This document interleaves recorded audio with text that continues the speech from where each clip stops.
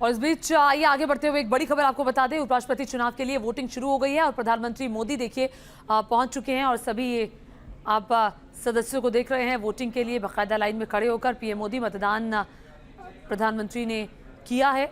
शाम 5 बजे तक वोटिंग होगी और आज ही काउंटिंग भी होगी, नतीजे आ जाएंगे और आज देश को मिलने वाले हैं नए उपराष्ट्रपति का चुनाव आज हो जाएगा। और देखिए मुकाबला जो है वो राष्ट्रपति चुनाव की तरह एक तरफा है। मार्गरेट अल्वा विपक्ष की तरफ से उम्मीदवार है, जबकि जगदीप धनखड़ जो हैं वो उम्मीदवार बनाए गए हैं। और तो मुकाबला बहुत ज़्यादा कड़ा है Jagdeep Dhankhar versus Margaret Alva का। और जो इस वक्त पलड़ा भारी है वो जगदीप धनखड़ का है और एक तरफा मुकाबला बिल्कुल। हालांकि लड़ने के लिए ज़रूर मार्गरेट अल्वा लड़ रही है, लेकिन जीतने की संभावना लगभग न के बराबर है। तो ये देखिए सरकार की तरफ से, बीजेपी की तरफ से जो उम्मीदवार बनाए गए हैं वो जगदीप धनखड़, जिन्हें बहुत सारे दलों का समर्थन हासिल है, और विपक्ष ने मार्गरेट अल्वा को ये मौका दिया है उपराष्ट्रपति चुनाव लड़ने का। हालांकि मार्गरेट अल्वा ने अपने पक्ष में कैंपेनिंग बहुत किया और ये प्रधानमंत्री की तस्वीर आप देख रहे हैं, वोटिंग में हिस्सा लेने के लिए पहुंचे हुए हैं। विकास चंद्रा जुड़ गए हैं न्यूज़ नेशन संवाददाता और जानकारी के साथ। विकास, तस्वीरें हम देख रहे हैं, प्रधानमंत्री पहुंचे हैं और ये बहुत ही महत्वपूर्ण पद होता है उपराष्ट्रपति का, क्योंकि जब राष्ट्रपति देश में नहीं होते या कोई दिक्कत होती है तो फिर उपराष्ट्रपति राष्ट्रपति का सारा कामकाज संभालते हैं और राज्यसभा का चेयर भी वो करते हैं। तो ये बताइए कि आज ही देश को नया उपराष्ट्रपति मिलने वाला है और ये मुकाबला जो है उपराष्ट्रपति पद का, ये भी राष्ट्रपति चुनाव की तरह एक तरफा।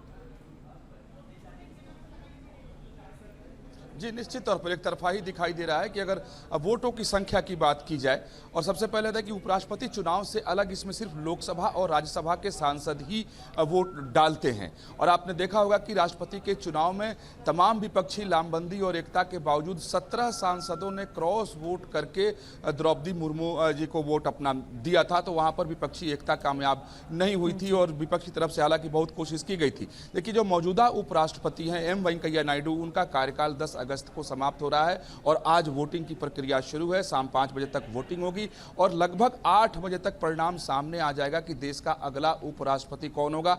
पश्चिम बंगाल के गवर्नर बीजेपी समर्थित जगदीप धनखड़ होंगे या मार्गरेट अल्वा होंगी। अगर संख्या बल की बात की जाए, चूंकि राष्ट्रपति का चुनाव हो या उपराष्ट्रपति का चुनाव हो, इसमें समीकरण बिल्कुल साफ होते हैं।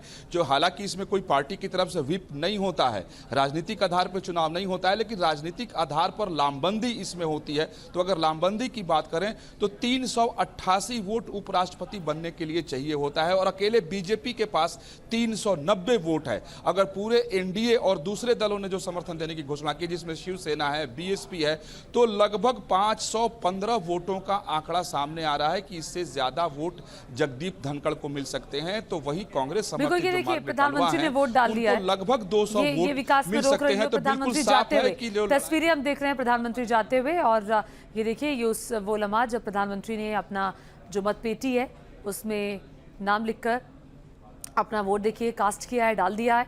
अब प्रधानमंत्री वहाँ से जाते हुए, चूँकि सुबह सुबह ही मतदान की प्रक्रिया में प्रधानमंत्री ने हिस्सा ले लिया है।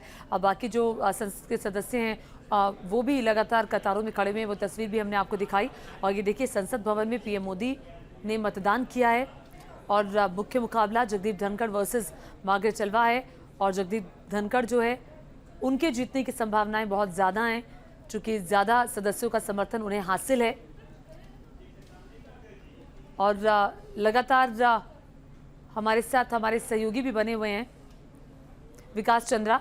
विकास, जरा बताइए, आप कुछ कह रहे थे, मैं चाहती हूँ आप हमारे दर्शकों को, चूंकि मतदान इस वक्त चल रहा है, प्रधानमंत्री ने भी वोट कास्ट कर दिया है, तो हमारे दर्शकों को बताएं जरा उपराष्ट्रपति का जो पद होता है वो कितना महत्वपूर्ण है संसदीय प्रणाली में। जी, काफ़ी महत्वपूर्ण है। राष्ट्रपति पदेन ही चेयरमैन होते हैं, अध्यक्ष होते हैं राज्यसभा के, और राज्यसभा काफ़ी महत्वपूर्ण होता है खास तौर पर सरकार चलाने के लिए। और जब राष्ट्रपति की अनुपस्थिति होती है तो उस समय बागडोर उपराष्ट्रपति के हाथ में ही होता है और ये काफ़ी महत्वपूर्ण संवैधानिक पद है।